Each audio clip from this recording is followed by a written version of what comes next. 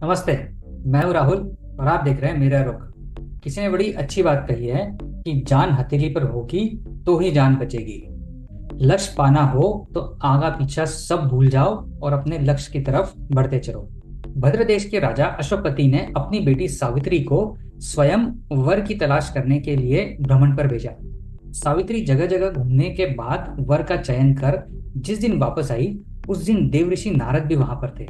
सावित्री ने बताया कि अपना राज्य व आंखें गंवा चुके राजा मत्स्यन के पुत्र सत्यवान को मैंने अपना पति चुना है। इस पर नारद बोले, पुत्री, तुम्हारा चयन तो उचित है, परंतु सत्यवान की आयु अब केवल 1 वर्ष ही शेष है। ये सुनकर सावित्री के पिता ने दुखी होकर सावित्री से कहा कि तुम कोई और वर की तलाश कर लो, लेकिन सावित्री इसके लिए तैयार नहीं हुई। सावित्री के दृढ़ निश्चय को देखकर अश्वपति ने उनका विवाह सत्यवान से करा दिया। सावित्री अपने पति और सास ससुर के साथ रहने लगी। एक दिन सत्यवान एक पेड़ पर चढ़कर लकड़ियां काट रहे थे। तभी उनके सिर में जोरदार दर्द हुआ और वो पेड़ से नीचे आ गए। वे वृक्ष से नीचे आने के बाद वट वृक्ष के नीचे बैठी अपनी पत्नी की गोद में सिर रखकर लेट गए। तभी सावित्री को सामने से आते हुए यमराज दिखाई दिए। उन्होंने सत्यवान के शरीर से प्राण निकाले और चल दिए। सावित्री ने अपनी जान की परवाह न किए बगैर उनका पीछा करना शुरू कर दिया।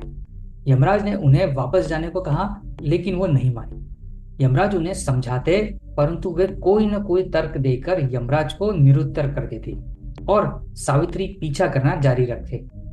तब यमराज ने सोचा कि उसे मैं कोई वर देकर लौटा देता हूँ। यमराज ने सावित्री को पति के प्राणों के अलावा कोई भी वर मांगने को कहा।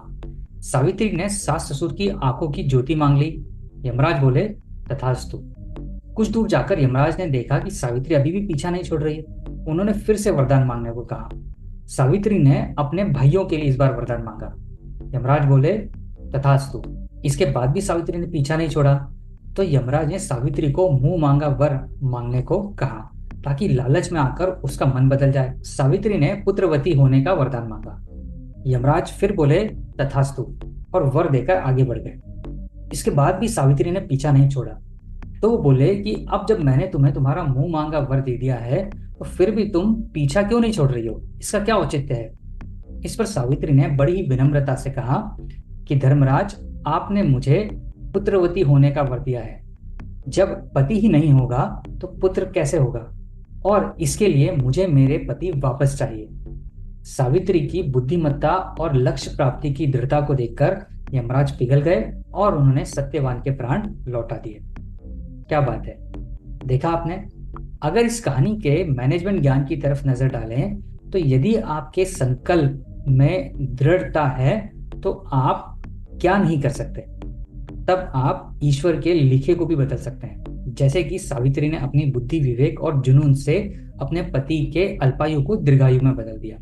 इसी तरह आप भी जब लक्ष्य पाने निकलते हैं, तो कोई कितना ही आपको रास्ते से भटकाने की कोशिश करे, कोई कितना ही प्रलोभन दे, आपको उसकी बातों में आने के बजाय चतुराई से स्थिति का सामना अपने अनुकूल बना लेना चाहिए और सफलता पाकर ही वापस आना चाहिए।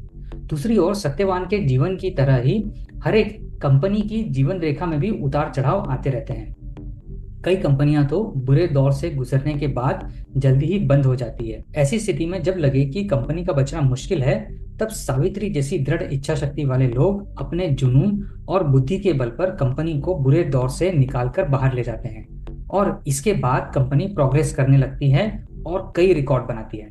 ऐसे कई उदाहरण आपको मिल जाएंगे, जब बंद होने के कगार पर पहुंच चुकी कंपनी जब वापस चली तो बहुत खूब चली, बल्कि वट वृक्ष की शाखाओं की तरह अपनी अनेक सहयोगी कंपनियां भी खोलते चली गई और वे एक विशाल व्यावसायिक साम्राज्य में परिवर्तित हो गई। इसलिए यदि आपकी कंपनी भी किसी ऐसे दौर से गुजर रही है जिसमें कि अब उसका आगे चलने की सारी गुंजाइशें समाप्त हो गई है, तो भी हिम्मत ना हारे, कोशिश करते रहें। क्या पता आप किसी वट वृक्ष के पौधे की जड़ों में पानी दे रहे हो। अंत में हम यही कहेंगे कि यदि लक्ष्य पाना है तो आगा पीछा भूलना ही पड़ेगा। तो ये था आज का मैनेजमेंट ज्ञान। उम्मीद है आपको ये पसंद आया होगा। अगर पसंद आया हो तो आप आपके विचार हमें कमेंट के माध्यम से जरूर शेयर करें और अगर वीडियो अच्छा लगा हो तो इसे अपने मित्रों और जानने वालों के साथ जरूर शेयर करें ताकि इस ज्ञान का लाभ उन्हें भी मिले। मिलेंगे आपसे अगले बुधवार सुबह 8 बजे किसी नई कहानी किसी नए ज्ञान के साथ। तब तक अपना और अपने अपनों का ख्याल रखें। धन्यवाद।